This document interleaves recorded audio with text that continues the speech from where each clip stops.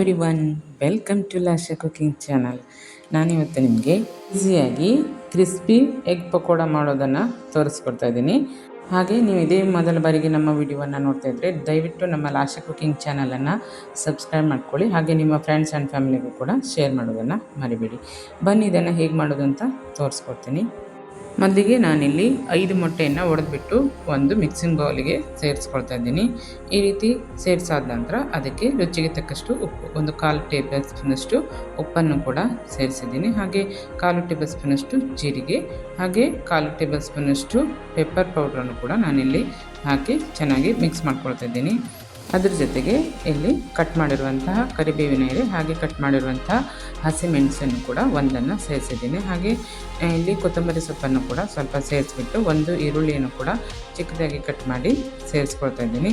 ಈ ರೀತಿ ಸೇರಿಸಾದ ನಂತರ ಅದನ್ನು ನಾನು ಚೆನ್ನಾಗಿ ಒಮ್ಮೆ ಮಿಕ್ಸ್ ಮಾಡ್ಕೊಳ್ತೀನಿ. ನೋಡಿ, ಈ ರೀತಿಯಾಗಿ ಚೆನ್ನಾಗಿ ಅದನ್ನು ಮಿಕ್ಸ್ ಮಾಡ್ಕೊಳ್ಬೇಕು.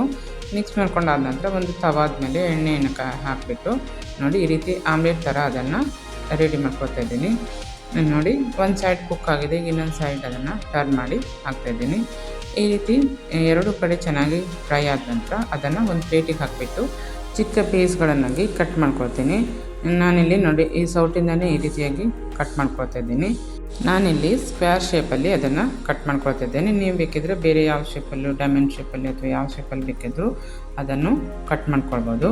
ನೋಡಿ, ಈ ರೀತಿ ಕಟ್ ಮಾಡಿ ಇಟ್ಕೊಂಡ ನಂತರ ನಾನಿಲ್ಲಿ ಅರ್ಧ ಕಪ್ ಮೈದಾ ಹಾಗೆ ಅರ್ಧ ಕಪ್ ಕಾರ್ನ್ಫ್ಲೋರನ್ನು ಕೂಡ ಸೇರಿಸ್ಬಿಟ್ಟು ರುಚಿಗೆ ತಕ್ಕಷ್ಟು ಉಪ್ಪು ಹಾಗೆ ಚಿಟಿಕೆ ಅರಿಶಿನವನ್ನು ಕೂಡ ಸೇರಿಸಿದ್ದೀನಿ. ಈ ರೀತಿ ಸೇರಿಸಾದ ನಂತರ 1/4 ಟೇಬಲ್ ಸ್ಪೂನಷ್ಟು ಅಚ್ಚ ಖಾರದ ಪುಡಿಯನ್ನು ಕೂಡ ಹಾಕಿದ್ದೀನಿ. ಹಾಗೆ 1/4 ಟೇಬಲ್ ಸ್ಪೂನಷ್ಟು ಧನಿಯಾ ಪೌಡರ್, ಇವೆಲ್ಲವನ್ನು ಸೇರಿಸಿ ನೀರು ಹಾಕಿಬಿಟ್ಟು ಚೆನ್ನಾಗಿ ಮಿಕ್ಸ್ ಮಾಡ್ಕೊಳ್ತಿದ್ದೀನಿ. ನೋಡಿ, ಯಾವುದೇ ಗಂಟು ಇಲ್ಲದಿರೋ ಹಾಗೆ ನಾವು ಅದನ್ನು ಚೆನ್ನಾಗಿ ಮಿಕ್ಸ್ ಮಾಡ್ಕೊಳ್ಬೇಕು. ಈ ರೀತಿ ಮಿಕ್ಸ್ ಆದ ನಂತರ ಅದನ್ನು ಈ ಕಟ್ ಮಾಡಿರುವಂಥ ಆಮ್ಲೆಟ್ ಪೀಸ್ಗಳನ್ನು ನೋಡಿ ಈ ರೀತಿ ಪ್ಯಾಟರ್ನಲ್ಲಿ ಡೀಪ್ ಮಾಡಿ ಅದನ್ನು ಕಾದ ಎಣ್ಣೆಯಲ್ಲಿ ಕರಿತಾ ಇದ್ದೀನಿ. ನೋಡಿ, ಎಲ್ಲವನ್ನು ಕೂಡ ಮೀಡಿಯಮ್ ಫ್ಲೇಮ್ ಮಾಡಿ ನಾವು ಅದನ್ನು ಫ್ರೈ ಮಾಡ್ಕೊಳ್ಬೇಕು.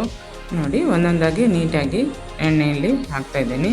ಈ ರೀತಿ ಒಂದು ಸೈಡ್ ಫ್ರೈ ಆದ ನಂತರ ನೆಕ್ಸ್ಟ್ ಅದನ್ನು ಟರ್ನ್ ಮಾಡಿಬಿಟ್ಟು ಇನ್ನೊಂದು ಕಡೆ ಕೂಡ ಚೆನ್ನಾಗಿ ಒಂದು 2 ನಿಮಿಷ ಫ್ರೈ ಮಾಡ್ಕೊಳ್ಬೇಕು.